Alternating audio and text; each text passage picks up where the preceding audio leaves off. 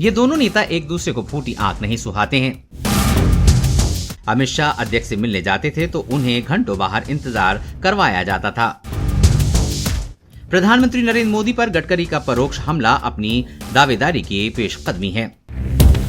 BJP ने संसदीय board और चुनावी समिति का फिर से गठन किया है। पिछले गुरुवार को प्रकाशित अखबारों ने इस खबर को विस्तार से अपने पन्नों पर जगह दी है। बीजेपी ने बुधवार को संसदीय बोर्ड से मध्य प्रदेश के मुख्यमंत्री शिवराज सिंह चौहान और केंद्रीय परिवहन मंत्री नितिन गडकरी को हटा दिया है।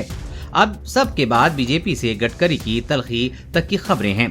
लेकिन क्या आपको पता है कि अमित शाह को नितिन गडकरी फूटी आंख नहीं सुहाते? आइए जानते हैं राजनीति के गलियारे के इस रोचक किस्से को। नितिन गडकरी अपनी साफ गोई के लिए जाने जाते हैं, पर ये समझना भूल होगी कि वो बिना सोचे समझे कुछ भी बोल देते हैं। वो अपने लक्ष्य को कभी आंखों से ओझल नहीं होने देते हैं। ऐसा माना जाता है कि भाजपा में रहते हुए राजनीति में सफल होने के लिए राष्ट्रीय स्वयंसेवक संघ का समर्थन काफी है, लेकिन ये एक अवधारणा मात्र है, सच्चाई से थोड़ा दूर है। हाँ, वास्तविकता इससे उलट है। संघ के विरोध के बाद आप भाजपा में बढ़ नहीं सकते, ये नियम है, पर हर नियम के कुछ अपवाद होते हैं। पूर्व उपराष्ट्रपति भैरों सिंह शेखावत ऐसे ही नेताओं में से थे। राजस्थान की पूर्व मुख्यमंत्री वसुंधरा राजे भी कुछ उसी रास्ते पर हैं। साल 2014 में प्रधानमंत्री पद के उम्मीदवार के रूप में नरेंद्र मोदी को संघ को स्वीकार करने के लिए मजबूर होना पड़ा। नीतीश कुमार ने गडकरी से सीधा सवाल किया कि क्या आप लोग नरेंद्र मोदी को प्रधानमंत्री पद का उम्मीदवार घोषित करेंगे? गडकरी का सीधा जवाब था, मैं इस बात की गारंटी देता हूं कि हमारी पार्टी चुनाव से पहले किसी को प्रधानमंत्री पद का उम्मीदवार घोषित नहीं करेगी। गडकरी मानकर चल रहे थे कि उन्हें अध्यक्ष पद का दूसरा कार्यकाल भी मिलेगा और लोकसभा चुनाव के समय पार्टी की कमान उनके हाथ में ही रहेगी।